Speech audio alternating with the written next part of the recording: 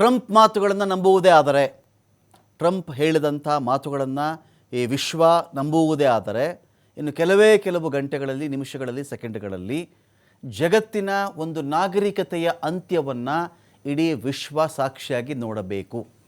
ನಾವು ಇರಾನ್ನ ನಾಗರಿಕತೆನ ಮುಗಿಸಾಕ್ಬಿಡ್ತೀನಿ ಅಂತ ಹೇಳಿ ಕಾರ್ಗ್ ಐಲ್ಯಾಂಡ್ನ ಕೆಲವು ಸ್ಥಳಗಳ ಮೇಲೆ ದಾಳಿಯನ್ನು ಮಾಡಿದ ನಂತರ ಟ್ರಂಪ್ ಆ ಥರ ಒಂದು ಪೋಸ್ಟ್ ಮಾಡಿಕೊಂಡಿರೋದು.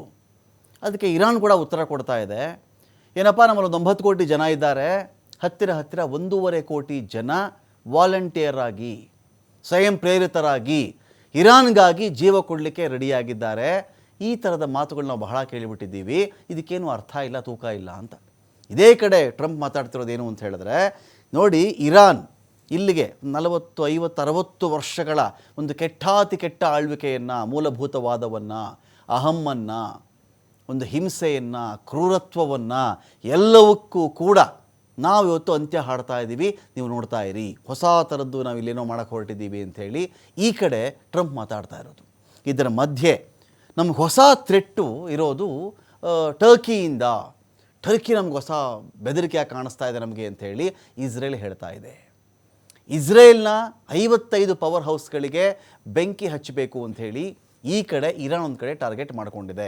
ನಮ್ಮ ಪವರ್ ಹೌಸ್ಗಳಿಗೆ, ನಮ್ಮ ವಿದ್ಯುತ್ ಸ್ಥಾವರಗಳಿಗೆ ಒಂದು ವೇಳೆ ನೀವು ಹಾನಿ ಮಾಡಿದರೆ ನಮ್ಮ ಬಳಿ ಕೂಡ 55 ಇಸ್ರೇಲ್ನ ಪವರ್ ಹೌಸ್ಗಳಿವೆ ಅಂಥೇಳಿ ಇರಾನ್ ಒಂದು ಕಡೆ ರೆಡಿ ಆಗ್ತಾ ಇದೆ.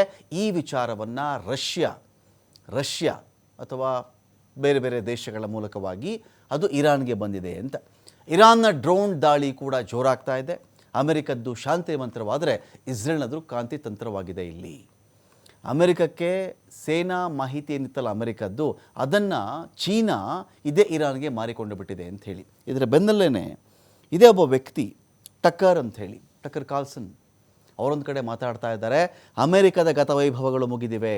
2ನೇ ಮಹಾಯುದ್ಧ ಆದ ಮೇಲೆ ಇಲ್ಲಿವರೆಗೂ ಯಾವ ಒಂದು ಸುಪ್ರೀಮಸಿಲಿ ಅಮೆರಿಕ ಇತ್ತೋ ಅದಿನ್ನು ಹೋಯಿತು. ಯಾವುದನ್ನು ಆರ್ಡ್ರ್ ಮಾಡ್ತಾ ಇತ್ತೋ ಈಗ ಅದು ಚೌಕಾಶಿ ಮಾಡೋ ಪರಿಸ್ಥಿತಿಗೆ ಅದು ಬರ್ತಾ ಇದೆ. ಆ ಕಾಲವೆಲ್ಲವೂ ಮುಗಿದಿದೆ.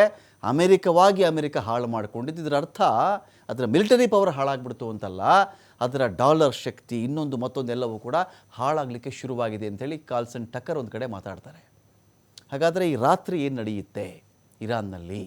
ಕಾರ್ಗ್ ಐಲ್ಯಾಂಡಲ್ಲಿ ಏನು ದಾಳಿಗಳಾಗಿದೆಯೋ ಆ ದಾಳಿ ಮಾಡಲಿಕ್ಕಿಂತ ಮುಂಚಿತವಾಗಿಯೇ ಅಲ್ಲಿ ಬೆಲೆ ಬಾಳುವಂಥದ್ದು ಏನೇನಿತ್ತೋ ಅದೆಲ್ಲವನ್ನು ಕೂಡ ಬೇರೆಡೆಗೆ ಇರಾನ್ ಸಾಗಿಸಿ ಇಟ್ಟಿದೆಯಾ? ಎಲ್ಲ ವಿಚಾರಗಳಿಗೆ ಸಂಬಂಧಪಟ್ಟ ನಾನು ಡಿಬೇಟ್ ಸ್ಟಾರ್ಟ್ ಮಾಡ್ತಾ ಇದ್ದೀನಿ. ಪಾಲ್ಗೊಳ್ಳೋದಕ್ಕೆ ಸುನಿಲ್ ಇದ್ದಾರೆ, ಲೆಫ್ಟಿನೆಂಟ್ ಕರ್ನಲ್. ಸ್ವಾಗತ ಸುನಿಲ್ ತಮಗೆ ಒಂದು ಡಿಬೇಟ್ಗೆ. Thank you.